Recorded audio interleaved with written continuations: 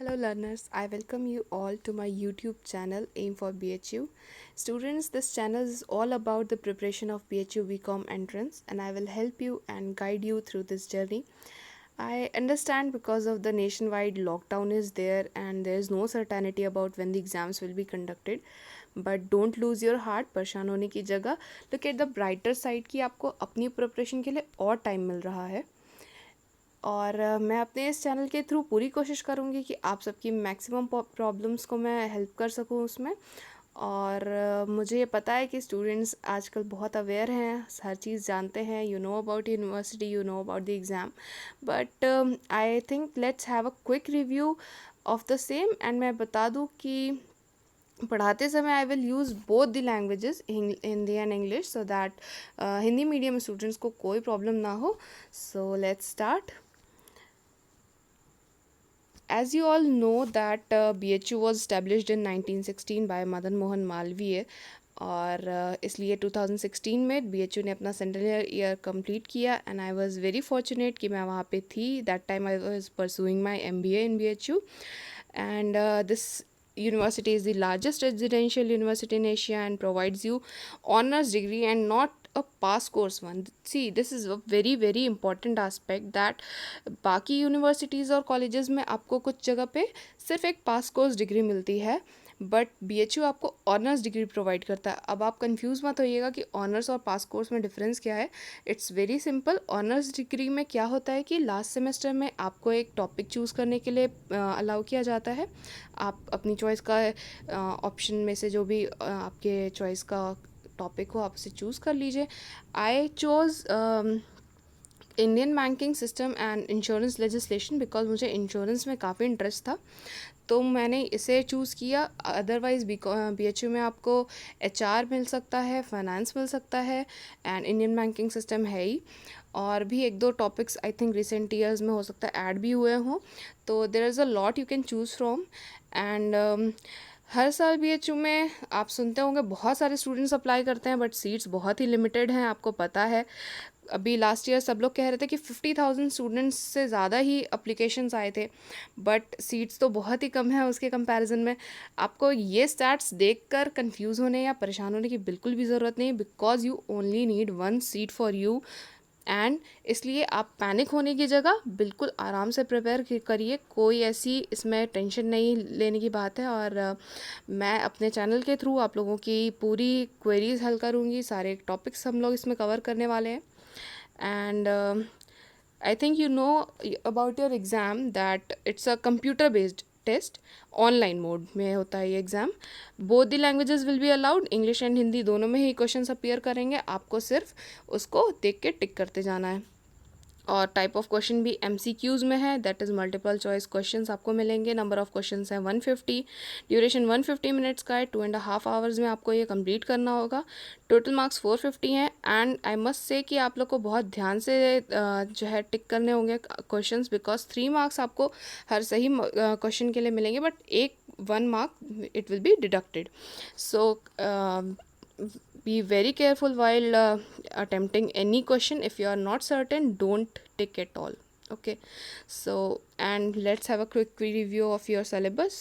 You will have questions from accountancy, financial statement analysis, financial markets, economics, money banking, basic mathematics. Mathematics से commerce students कुछ लोग सोचते हैं कि ये बहुत ही डरते भी हैं शायद कुछ स्टूडेंट्स, लेकिन इतनी कोई ऐसी डिफ़िकल्ट मैथमेटिक्स नहीं होगी वहाँ पे, इजी मैथमेटिक्स है।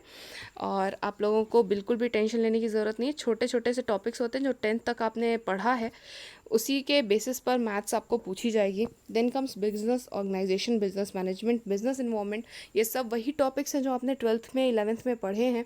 There is nothing to worry about. And आपके कंप्यूटर बेसिक्स और करंट इकोनॉमिक अफेयर्स से क्वेश्चंस आएंगे, मोस्टली 6 या 9, ये सर्टेन नहीं रहता है हमेशा, लेकिन डिपेंड करता है। And 15 questions from each topic, this will count to 150 questions. ठीक है। And I have told about myself that I did BCom from BHU with Indian banking system and insurance legislation as my honor subjects, and I also did MBA and got placed in Axis Bank as well, although I didn't join. Well, मैं last year paper को review कर रही थी friends, तो I saw that 3 questions in a go वो आपके financial institutions के topic से ही थे। पूछा गया था आपसे कि आपके सेबी का, बॉम्बे स्टॉक एक्सचेंज का एंड नेशनल स्टॉक एक्सचेंज के एस्टेब्लिशमेंट के बारे में क्वेश्चन था। सो एक ही टॉपिक से 3 क्वेश्चन पुटअप होते हैं और सेम नेचर के एस्टेब्लिशमेंट के बारे में ही क्वेश्चन था। सो आप सब स्टूडेंट्स, बिकॉज आप कॉमर्स से बिलोंग करते तो आप लोग को पता तो है ही इन इंस्टीट्यूशंस के बारे में, but you need to remember the establishment years, headquarters and chairman. यही 3 फील्ड्स हैं जहाँ से आपके क्वेश्चंस बनने के चांसेस होते हैं। सो इसीलिए सबसे पहले मैंने इसी टॉपिक को पिक किया है आप लोगों को पढ़ाने के लिए। And so I think let's start. First financial institution जो हमने यहाँ पे लिया है वो है आपका federation of Indian chamber of commerce and industry, फिकी। ये 1927 में इस्टेब्लिश हुआ था और इसके हेडक्वार्टर्स हैं दिल्ली में। इसके चेयरमैन हैं राजेश शाह। आप सबको इन सब के बारे में पता इसलिए होना चाहिए कि सेबी और बीएससी के जो क्वेश्चंस थे एज इट इज़ तो रिपीट नहीं होंगे, बट आपके लिए हेडक्वार्टर्स से क्वेश्चन आ सकते हैं सेबी के ही बारे में। मेरे एग्ज़ाम में 2011 में व्हेन आई अपीयर्ड, मुझे याद है ये क्वेश्चन हमारे एग्ज़ाम में था कि सेबी का फुल फॉर्म क्या है, what is the abbreviation for SEBI। so it was asked and 2 option थे, वो इसलिए मुझे याद है क्योंकि एक सही था और दूसरा उसे कंफ्यूज करने के लिए था। First was securities and exchange board of India and other was securities exchange board of India. बहुत सारे स्टूडेंट्स ने एंड को मिस करके सेकेंड वाले को टिक कर दिया था, और मुझे ध्यान नहीं है, शायद सबको मार्क्स बाद में अलॉट भी किए गए थे या फिर उस क्वेश्चन को ही कैंसिल करना पड़ा था क्योंकि बहुत कन्फ्यूज़न, बहुत केओस हो गया था। सो एक एक छोटी छोटी चीज़ को बहुत मार्क करके चलना रहता है। ऐसे कई बार ऑप्शंस आपको मिल जाते हैं जो सही ऑप्शन को कंफ्यूज करने के लिए ही दिए ही जाते हैं आपको, ठीक है। Then comes IRDA, insurance regulatory and development authority of India. ये याद रखिएगा, रिसेंट ईयर में इसे अथॉरिटी ऑफ इंडिया कहा गया है, इससे पहले ये insurance regulatory and development authority ही था। तो IRDA हुआ करता था, अब ये IRDA हो चुका है। इसके चेयरमैन है TS विजयन एंड ये इंस्टीट्यूशन 1999 में आया था। आपको मैं बता दूँ इसके इस्टेब्लिशमेंट का रीज़न क्या था। See, insurance is a very growing sector these days, तो इसकी एक रेगुलेशन बॉडी होनी चाहिए जो हर तरह के जो भी इंश्योरेंस प्रोवाइडर्स हैं उनके ऊपर एक कंट्रोल, एक वॉच रख सके, ठीक है। इसलिए इसकी इस्टेब्लिशमेंट हुई थी। इसके हेडक्वार्टर्स आपको हैदराबाद में मिलेंगे। और next comes securities exchange board of India. SEBI was established on 12 April 1992। Headquarters इसके मुंबई में है और चेयरमैन इसके अजय त्यागी हैं। बिल्कुल आप जो प्रेजेंट चेयरमैन है उसको बिल्कुल चेक करके जाइएगा। एंड सेबी से ही रिलेटेड मैं आपको एक और फैक्ट बता देती हूँ जो कई बार कंफ्यूज करने के लिए दे दिया जाता है, दैट सेबी के इस्टेब्लिशमेंट से ईयर से कंफ्यूज करते हैं कि 1988 में SEBI was proposed to be formed, but आपको जिस ईयर में वो बना है दैट इज़ 1992, उसी को काउंट करना है। अगर आप 1988 लिख के आएंगे तो वो गलत ही काउंट होगा। Next comes industrial finance corporation of India. ये 1948 में बना था। ये एक पुरानी हमारे एक्चुअली फ्रीडम के जस्ट बाद ही बनी थी, इन सब के कंपैरिजन में पुरानी है। एंड इस वक्त इसके हेड हैं डॉक्टर इमादी शंकरा राव, ठीक है। एंड इसके हेडक्वार्टर्स हैं न्यू दिल्ली में। आपको इससे ज़्यादा नॉलेज जानने की ज़रूरत नहीं होगी मुझे लगता है, क्योंकि ये MCQ क्वेश्चंस हैं एंड इससे इसी तरह के क्वेश्चंस पुटअप हो सकते हैं। या तो आपसे एब्रीविएशन पूछ लेगा, इस्टेब्लिशमेंट ईयर पूछ लेगा, हेडक्वार्टर्स पूछ लेगा, नहीं तो प्रेजेंट चेयरमैन ज़रूर पूछेगा। ये करंट में इसका जो प्रेजेंट चेयरमैन है ना, ये ध्यान रखिएगा कि चेयरपर्सन कौन है प्रेजेंटली, क्योंकि करंट अफेयर्स के मामले में सबसे पहले यही क्वेश्चन पुटअप होता है। देन कम्स आपका नाबार्ड। ये बहुत ही इंपॉर्टेंट हमारा इंस्टीट्यूशन है। ये national bank for agricultural and rural development इसका फुल फॉर्म है। ये एग्रीकल्चर और रूरल इंडिया को डेवलप करने के लिए ही इसका इस्टेब्लिशमेंट हुआ था ऑन 12 जुलाई 1982। और ये ध्यान रखिएगा कि कौन सी कमेटी ने इसे रिकमेंड करके इस्टेब्लिश करवाया था, वो है शिवरमन कमेटी। ये भी एक बहुत ही इंपॉर्टेंट क्वेश्चन बन सकता है इससे। हेडक्वार्टर्स के मुंबई में है एंड डॉक्टर हर्ष कुमार बनवाला इसके प्रेजेंट चेयरपर्सन है। नेक्स्ट काम आपका NASSCOM, national association for software and service companies. This one is a not for profit industry. I think very clear है आपको ये। आपके अकाउंट्स में भी एक चैप्टर है इसका कि नॉट फॉर प्रॉफिट ऑर्गेनाइजेशंस क्या होते हैं, so there is no need to explain much. But इसकी इस्टेब्लिशमेंट 1988 में हुई थी एंड प्रेजेंटली इसके चेयरपर्सन है Keshav R Murugesh. Finance commission बहुत ज़रूरी क्वेश्चन है, इससे बन सकता है, ये बहुत ही इंपॉर्टेंट टॉपिक है आपका। This was constituted under article 280। कई बार हो सकता है कि लीगल एस्पेक्ट्स वैसे नहीं पूछते हैं, लेकिन आपको अगर याद हो जाए तो अच्छी बात है, बहुत ही अच्छी बात है। इनफैक्ट आप इसका ईयर याद कर लीजिएगा, 1951 में इसे बनाया गया था। और बेसिकली इसका फंक्शन क्या है, it was form to define the financial relations between the central government of India and the individual state governments. ठीक है, इनके बीच में कोऑर्डिनेशन और फाइनेंशियल रिलेशंस बेसिकली इस्टेब्लिश करने के लिए ही फाइनेंस कमीशन को बनाया गया था। और I think I should drop a question for you. 15th finance commission जो सेटअप हुआ है, इसके हेड कौन है आप मुझे बताइएगा।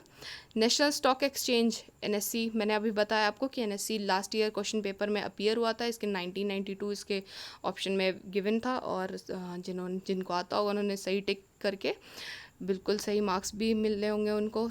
NSC was formed in 1992 and is located in Mumbai. Presently Vikram Limaye is the MD and CEO of NSC.